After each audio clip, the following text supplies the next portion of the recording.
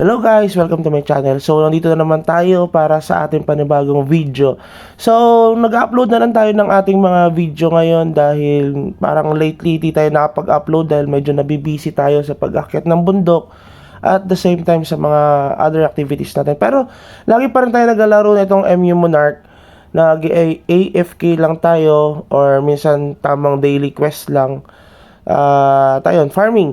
So, ngayon ang ating topic kung gaano ba kalakas itong wizard natin sa server natin sa Volcanoes event. Anyway, itong Volcanoes event kasi halo-halong server na to kasi may mga high level dito at magkakaiba yung mga kalaban nyo na server. Sa server nyo at the same time sa iba't ibang mga server. Alam nyo ba, itong wizard na to or yung wizard talaga, versatile kasi siya. Pwede siya sa lahat. Maganda siya para sa PvP, sa farming, sa Sage War, at the same time sa ganitong mga event, sa Volcanoes event. Ngayon kasi yung ibang mga class, hindi kasi sila ganon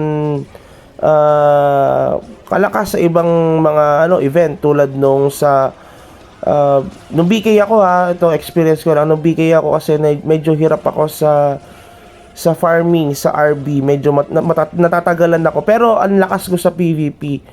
Yun lang, kaya nga puro ang content natin sa BK nun, puro PvP. Pero sa farming, medyo hirap na hirap ako. Kaya magastos tayo. Tapos ito, ang technique ko lang kasi dito sa Volcanoes event, maganda ito guys, no? Pumatay lang ng mga skeleton, tapos kukunin itong mga treasure box na ito. Maganda itong treasure box kasi may mga reward ito pag ito ay na-claim mo. At syempre, kapag mataas yung ranking mo dito sa Volcanoes event na ito, ang nakukuha natin dito yung mga celestial tuloy, yung mga constellation. Yung constellation ay nagagamit para makapag-craft ka ng mga zodiac. Yung zodiac na yon, yung reward na yon, yun yung maganda dahil nga kapag meron ka na nito, anyway, marami yun, di ba? 12 ang zodiac natin. At ewan ko ilan pa ang mga zodiacs natin, pero alam ko 12 lang, no? Baka nadagdagan na. Ngayon, magagamit mo yun para madagdagan yung defense or attack mo. Tapos may mga options silang bigay. So ito, kita nyo yung character natin. Ang lakas, hindi naman masabing malakas kasi may mas malakas pa sa atin. Ginagawa lang kasi natin dito, hit and run. Ginagamit natin ditong wizard, yung teleport natin, yung tele para makatakas kapag hindi natin kaya yung kalaban. Pero kapag kasi, kunyari, hinahabol natin yung kalaban, ginagamit rin natin yung teleport. So ito sa Volcanoes event guys, pasukin nyo lang ito every Wednesday and Friday itong Volcanoes event. Lalakas kayo yung character nyo dito kasi may mga nakukuha kayong mga rewards dito sa class na sa event na ito guys. Yung kalaban namin pala dito, parang napansin ko maraming malakas, lalo na si Trax. Nandito si Trax sa Volcanoes event. Ewan ko anong server yun. Kasi 144 and 143 kami eh. Yung kalaban namin na si Trax parang nasa 113 ata ang server nun. So ito guys, kung mapapansin nyo, nakakasabay tayo. Ayan si Trax, puta ka na, napakalakas yan. 577. Siya yung number 1 dito nung nag-Volcanoes event. Anyway, hindi naman natin siya palagi makakalaban. Nakalaban namin siya ulit nung unang-una previously, pero kasama namin kasi yung mga top ranking namin dito sa server namin, kaya medyo hindi siya yung nanguna at pagtutulungan namin itong Trax na ito. Sa server kasi namin ako ay pang rank 7. Magbibigay tayo ng panibagong video doon sa ating rank natin para meron kayong insight kung gaano ba kalakas ang wizard sa mga event na ganito. So ito guys, kung makikita nyo, naghahunt lang tayo, pang rank 5 tayo, di ba? Nakikita nyo. So maganda kapag mas mataas ang rank mo, mas maganda, mas maraming bigay na reward sa iyo na base na elite or yung isang constellation. Ibig sabihin mas maganda yung ibibigay sa atin na option na zodiac kapag kinraft natin. Ang ginagawa natin dito, naghahan tayo na medyo mas mababa na level para the more kasi na mas mababa yung level na mapapatay natin, hindi tayo ganoon mababawasan. Pero yung points natin mas mataas ay mataas na mabibigay sa atin. Unlike doon sa may pagsabayan ka doon sa mga ka-level mo or mas mataas na level sa'yo, nauubos na yung buhay mo. Syempre kapag naubos yung buhay mo, namatay ka, pupunta ka doon sa parang safe zone, tapos hahabulin mo, aakyat ka ulit doon sa zone niya. Tulad yan, yung zone na yan, aakyatin mo ulit yung pataas.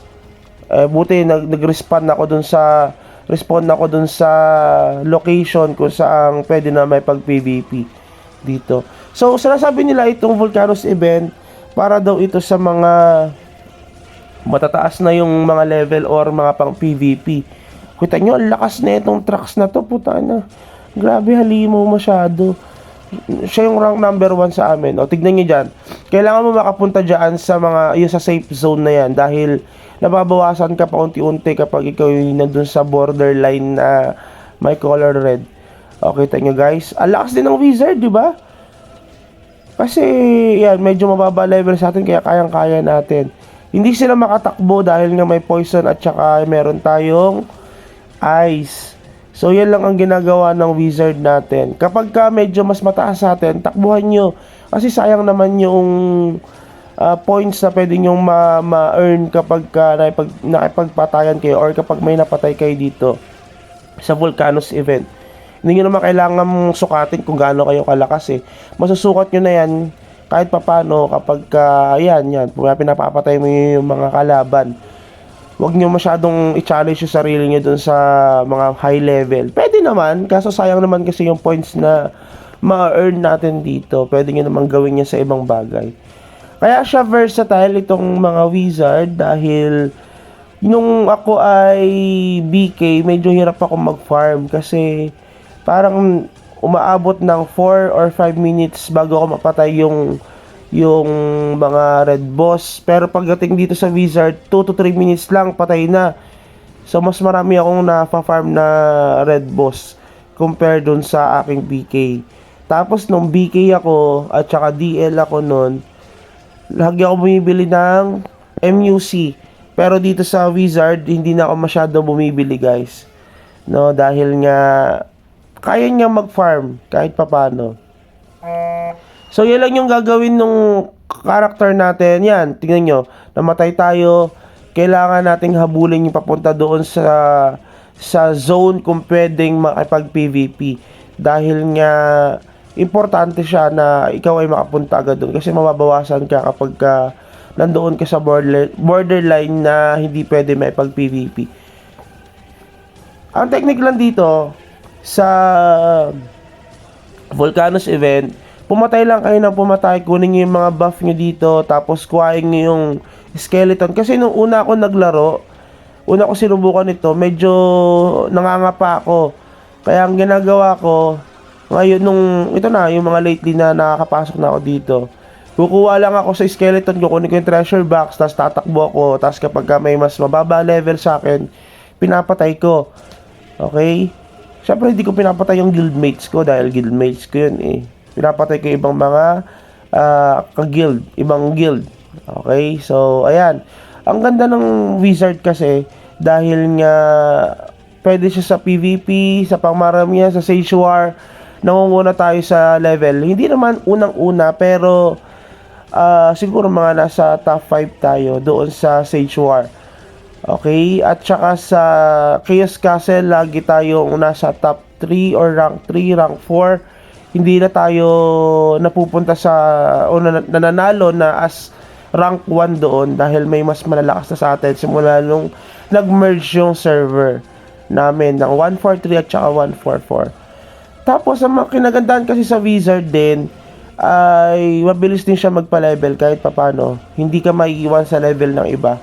Kahit na daily lang ang ginagamit mo na top up. Tapos kahit hindi ka na masyadong mag-top up dun sa ibang mga bagay. Tulad noong kung gusto mo makuha yung wing na 2.5 at kung ano-ano pa. Pero kung may pera kayo, pwede nyo naman gawin yun guys. So yun lang siguro, ganyan lang ang ginagawa ng wizard natin. Hindi na natin itatapusin yung buong video nito dahil ito ay 20 minutes ata. Ikakat na lang natin guys, no? At explain natin yung kahit pa paano, no, yung Sojak o yung reward dito sa Volcanoes event. Yan guys, kinat na natin. So nandito na tayo sa later part na tapos na yung itong event ng Volcanoes event. Tayo ay pang rank 8, may mas malakas kasi talaga sa atin. Anyway, ayan. Nag-exit na tayo. Ito ang makukuha natin na reward, no? Na yung celestial constellation na pwede nating i-craft para sa ating Zodiac. Okay? So, hindi tayo nabigyan ng ng magandang or yung pwede na nating i-craft dahil iniipon pa natin yan. Yan. Rank 8 tayo. Ito guys, yung pwede nyo i-craft, tingnan nyo. Hindi natin kasi siya pwedeng yan, yan. Yan, constellation, hindi natin siya pwedeng makrap pa dahil nga kulang pa yung ating Yan, elite at saka yung boss Zodiac pack. Yan, maganda yan kapag nakuha natin yung reward niyan. Pag na-craft natin, may magandang bigay sa atin na Zodiac. Ito kasi yung Zodiac, guys, yung light, yan, light Aries or light Taurus, light Virgo. Kita nyo yung mga option, 15 defense, 14 defense, tapos may mga option na bigay sa atin pag nakompleto natin yon. So yan yung bigay sa atin kapag sumasali tayo sa Volcanoes event, yung mga matataas na constellation guys. Ngayon guys, i-explain na lang natin itong Zodiac na to sa panibagong video. So yun lang and have a good day. Bye bye.